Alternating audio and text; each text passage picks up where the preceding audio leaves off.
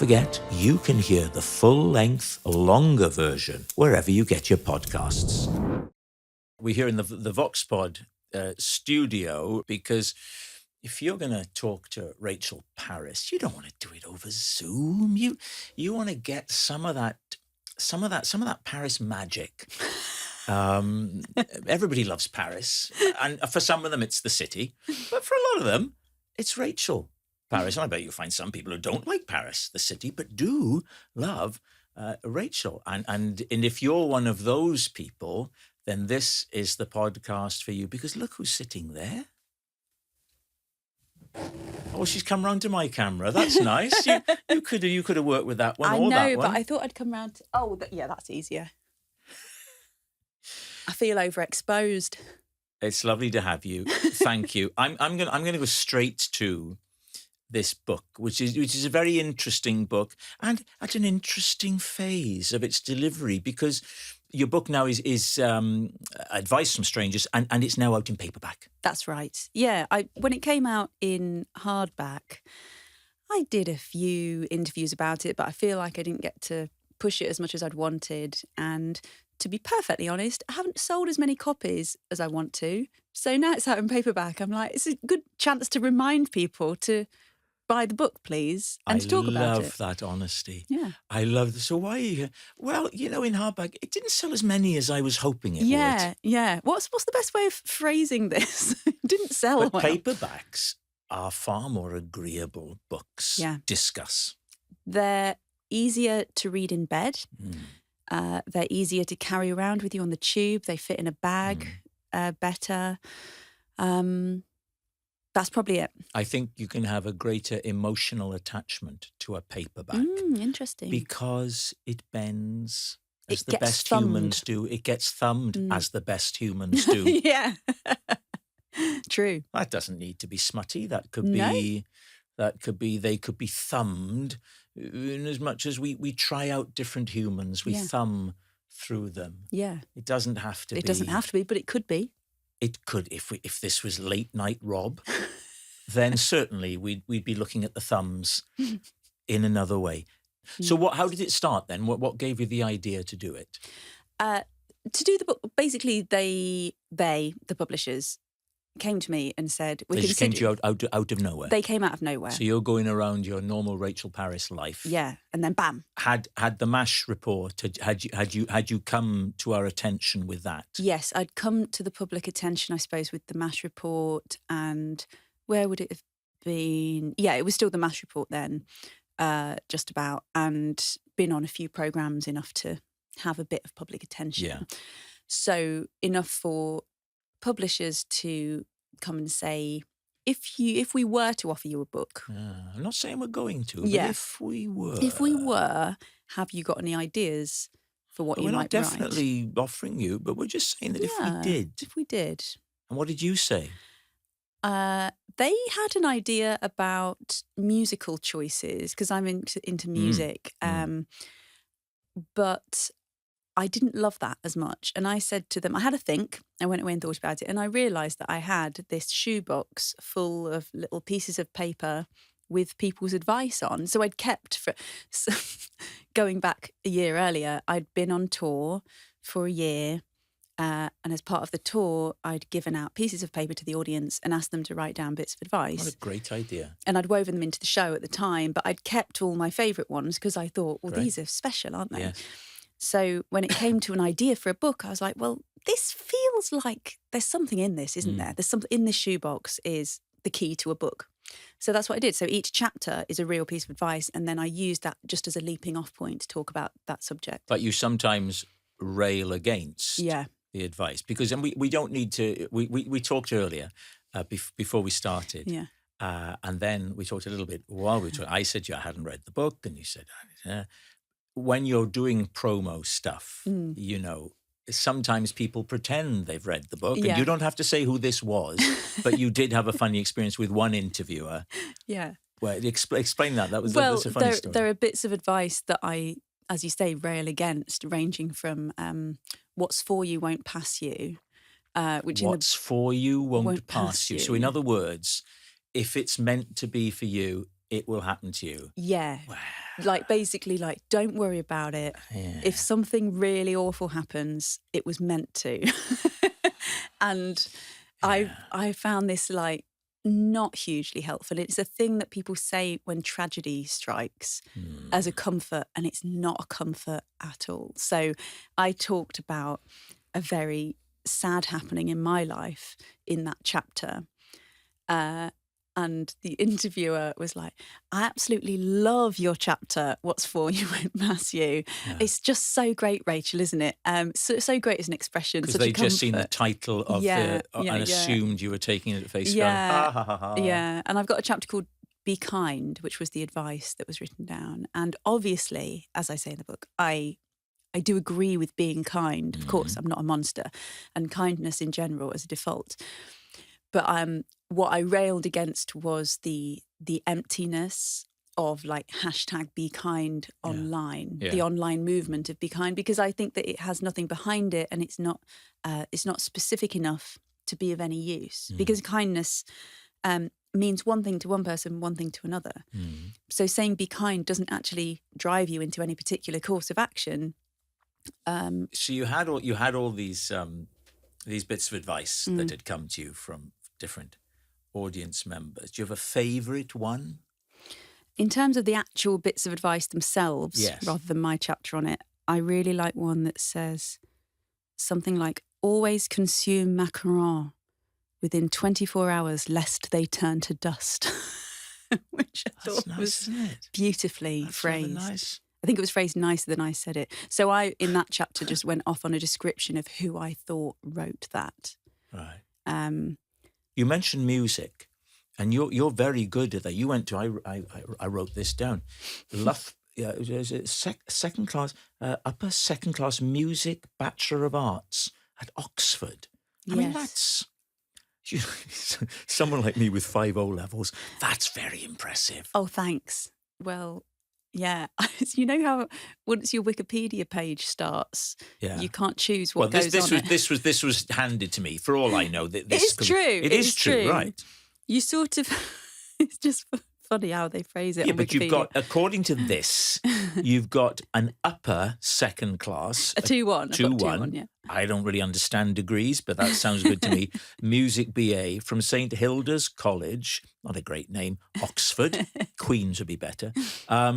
And a master's degree from Central, the Central School of Speech for acting. Yeah. All those, you're doing pretty high achieving straight off the bat. Yeah. I suppose I was a high achiever. Academically at school, were I was. I know, and it's unusual for comedians to be. I think. They're usually often, a bit of a dropout kind of like Marcus. Well, the biggest thing we're talking about Marcus Brigstocke, who is Rachel's husband. I can never think of Marcus without thinking about when he came on Would I Lie to You? And one of the stories he said, I was a podium dancer. Yeah. And I think everybody thought this is not true. And it was true. Yeah. And Marcus has a backstory quite different to what you might expect when you look at him. It's true. You look at him, you think male model. But I mean... It's true, though, isn't it? Yeah, it is. Like he was a very naughty schoolboy. The schools he was sent to didn't work for him at all, and he rebelled, and he didn't get on well with them, and so he kept getting expelled. He ended up in a sort of Borstal type school, really. Then became a very young alcoholic, and like a lot happened to him very young. You say young alcoholic with a little chuckle, but you almost make it sound appealing. Oh, he was one of those young alcoholics. Young alcoholics, charming. Does he drink at all now, or is he's one of those alcoholics that's proper alcoholic? They've stopped. Stopped. Yeah, good. Yeah. Good for him. Like an adult alcoholic. Like a proper one, a grown up. Yes. A matured alcoholic. So we couldn't be more different. Like Marcus was not a fan of school.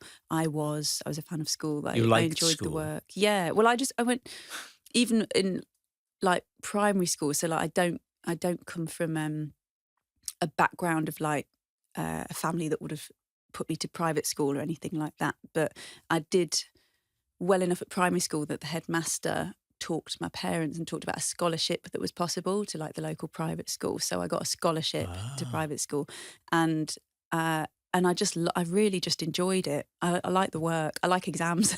My wife loved school. Yeah. Went off to Oxbridge, just liked school. Yeah. Liked learning. I mean, she's still got a lot of her school books, and you look at them and you go, "Oh my God, look at this! It's beautifully neat, lengthy, smart." And you, while I was not a young alcoholic, I was into drama and acting and everything, but yeah, not academic. Yeah. So if you'd known Marcus, what's the age thing with you and Marcus? 10 years. 10 years, right? 9 with me and Claire.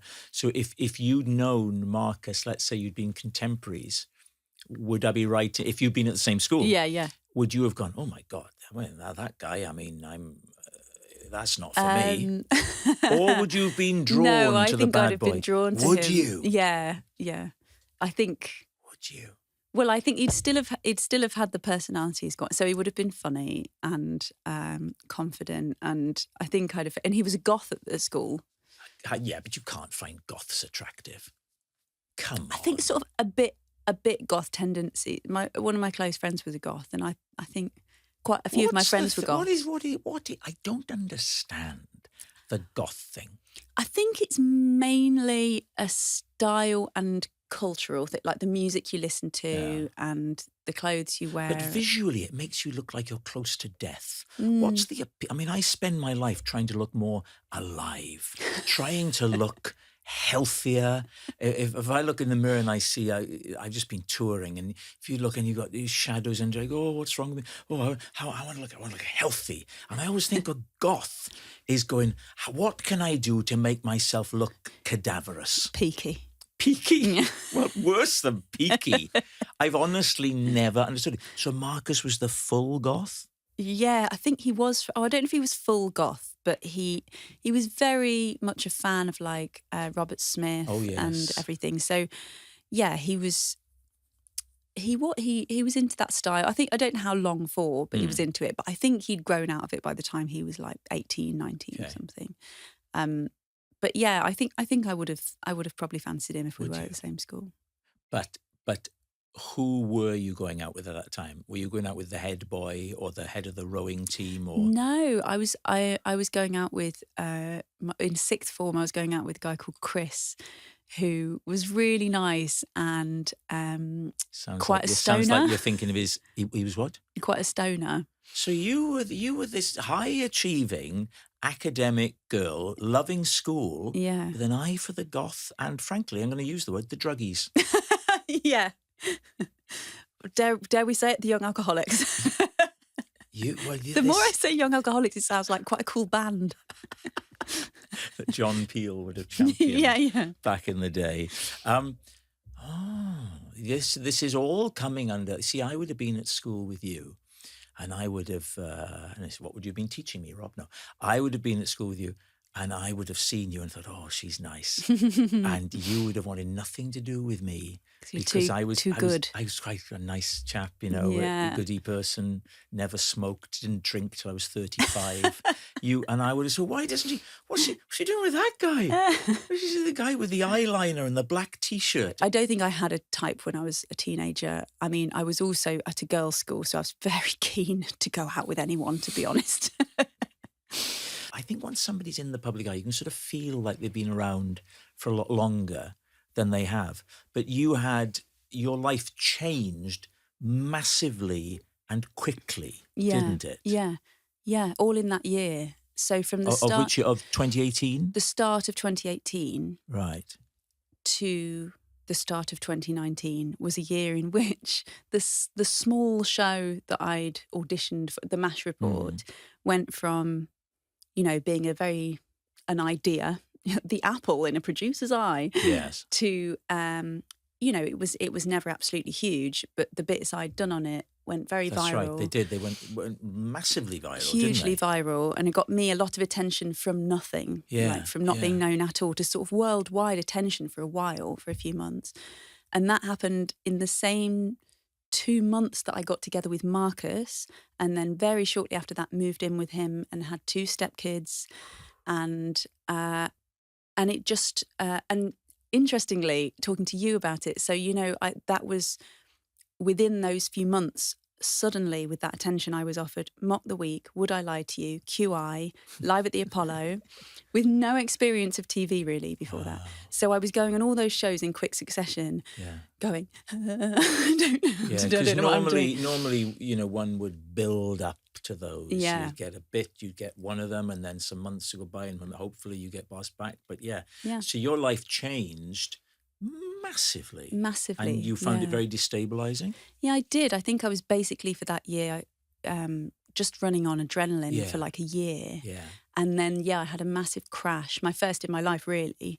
The most kind of, because I'd been low before, but I'd never had this very physical, like, it was massive panic attack, basically, the biggest I've ever had. And then it carried on for weeks and weeks. So that happened exactly a year later. So the 6th of January, 2019, it was the day that, like, the Christmas family, new family celebrations. You'd had the Christmas and everybody then had gone. Yeah. Well, that's understandable, isn't it? I mean, it's like when you get a cold at the end of a tour. Exactly. Or at the end of a run in the theatre. And you've just kept going, or a kid gets it at the end of the term or something, you know. But so panic attacks, which are horrible things. But you would describe it as a full-on nervous breakdown. It was that debilitating. It was, yeah, because I've occasionally have panic attacks now, occasionally, and they happen and then they stop, and I carry on with my life. But in that period of time, it took the first time it happened, for one thing, I'd never had one before. So that sort of lasted all day. And then I woke up to a panic attack. And what is this? A heart racing? I mean, we don't want to dwell on it. I don't want to. Well, no, it's interesting because it's interesting. I think if people have never had one, to know what it can mean. I don't think I've. You'd probably know if you had. I don't think I've had one. For me, I don't know. For me, it was. It began as a really weird, like, going mad feeling, and I felt like I couldn't be in the room, and I suddenly got up off the sofa and walked out into the street, and felt the same. And I came in at this point, my heart was going like the clappers. And I woke. Marcus was napping in the chair, and I woke up and I said, "Something's wrong." Yeah. And then he said, "I am having a sleep." Sleep. Yeah. Don't bother me. Yeah. And then I got it all nausea, diarrhea. Oh, good Lord. Just crying, but like at one point, like on all fours, just like retching, crying. Just good Lord. Really terrible. It was. I thought I was going to die. That's what it was. So it was very bad, and sort of. I went to the doctor. He gave me some beta blockers, which are great for stopping it reaching that point. Yeah. But like that happened. But then your chemicals are all over the place in your body. So I started losing weight because I couldn't eat because it made me feel sick. Food made me feel sick. It wasn't a great time. That's why I describe it as a nervous breakdown. I would say it sounds like a nervous breakdown to me. Yeah. Sorry. And it went on for. That day was the worst, but then I'd wake up to like a panic attack. Every day I woke up, I'd feel like I was having a panic attack. So I really was out of control. And then I just slowly got better, as I believe for some people is very possible. Did you get therapy? Did you talk to somebody about it? I got therapy. I found ways to get food in my body, which is so important because obviously that's a slippery slope. Yes. And therapy, and just got lots of help from friends. Were you able to perform while doing weirdly, yes. That was interesting. Like I've never felt so keenly that I'm in the right job, that I went, even when I was not really better yet, I had gigs in the diary, and I was thinking, I wonder how that's going to be. Because the littlest things would tip me into panic. Mm-hmm. And honestly, I had a little bit of worry backstage, and then the second I was on the stage, it's absolutely fine. Well, that's interesting. Very calming, actually. Very interesting, isn't it? Maybe it closes down some part of the brain, opens up another part of the brain. Yeah, I think so. I suppose it's my comfort space almost. Well, the one thing about when you're on stage is that it's very safe because it's very contained. Yeah. There are very clear boundaries, Mm. and you know that you know what the show is. You know what it's all very controllable, isn't it? I wonder if that's a good thing. Yeah. In that situation. I think so. You know Barry Humphries? Yes. I heard him saying, talking about coming on as Dame Edna and describing how the busyness in his head, and then saying, and then he'd put the outfit on and he'd come out through the curtains and he was alone. And the audience was there, but he said he felt alone and he felt at ease. And I thought that was really interesting because you sort of are, you're sort of alone, and it can be nice. Yeah. And how do you feel about where you are now? It's a really good question at the moment. Thanks. It's a really good podcast, isn't it? I have no idea where I am now. Where I am now is interesting to me at the moment because my show, I got to host Late Night MASH after Nish Kumar left. Yeah. And they've now cancelled it. So I'm like, I went from being so excited about being like, you know, a woman hosting a late night satire show, and now I'm the first woman to not get the opportunity to do a second series. So I'm quite gutted about that. Wow, welcome to show business. I know. So, but that leaves me, I've been doing MASH Report or Late Night MASH for about 6 years. Yeah. And I reached a certain level of my career through those shows being the springboard for it. Yeah. And now they've gone, I feel a bit like, oh, okay, what now? And I'm not sure what now yet. Exciting times? It is exciting times. Exciting. Exciting. I think it's good. I'm really excited. Yeah. I wanted to say it's terrifying, but I think exciting is a better word. Yeah. I'm stoked. Yeah. Have you ever done stuff, you and Marcus, together? I saw you on Graham, and that was interesting. That to see the two of you. Do you do that as a regular thing, or was that just for Graham, or have you done shows together? We have, we did shows together all through lockdown. So we started doing a regular Tuesday night club online that we hosted together, and we did songs and quizzes. What's that like when you done it? Because what about when the two of you are not getting on? How does that work? And then you've got to do the stuff together. Yeah, it's happened a few times. Of course it would. Because in any marriage, there are going to be times when you are not looking on each other in the best possible light. Yeah. And it's, the normal equivalent would be having friends for dinner and you've had a row. And you can, to be fair, in that situation, I find you can just turn it on for the course and then shut the door and then back to how you were. Yeah. But to get up on stage and perform with each other. You just, as exactly like anything else when you're performing, you just put it on hold. You just have to press pause. So it is like you've got friends for dinner. It is exactly like that. You just get on with it. And it's amazing how, we're actors as well. It's amazing how well you can act that you're fine. We had a really extreme version. We were probably having like one of the biggest rows that we've had as a couple a few months ago. And what was it about? Oh, I can't say, family stuff. And I'm wondering as well. Yeah. I'll tell you afterwards. She'll tell me afterwards, and I'll tell you in the next podcast. And we had the next morning to get on a train to Sheffield to film John Richardson and Lucy Beaumont's pilot of a show called Perfect Couples. Oh, right. Wow. So not only did we have to work together, it was on a show called Perfect Couples, and we had to work together the whole day and endure a train journey there and to and from. And we put it on pause. We didn't talk about putting it on pause, but we did. We just did it without realising. From the start of the train journey to the end of the second train journey. Yeah. And then we got right back into it as soon as it was over. Really? Yeah. Oh, that's fantastic. Yeah. And were they aware? Do you think that John and Lucy could sense this simmering tension? I'm a bit overly open sometimes about these things. Did you? So I don't think I didn't share it on camera, but pretty much everyone I saw backstage, I was like, by the way, me and Marcus are in the middle of a flaming row. So. Oh, that's fantastic. It's been lovely talking to you. It's been lovely talking to you. I'm sorry, I'm nearly sipping my coffee while we were saying our goodbyes. I shouldn't have said how lovely it was talking to you while you were drinking. I'm meant to be a professional. This is meant to be something that I do effortlessly. I should have seen that Rachel Parris was raising the cup of surely by now cold coffee. Tepid. Tepid? Yeah, tepid. Thank you very much. Thank you for having me. Can I me. reach forward and shake your hand? Yes.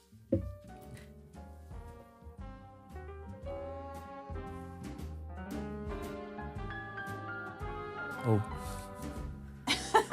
And Release. release.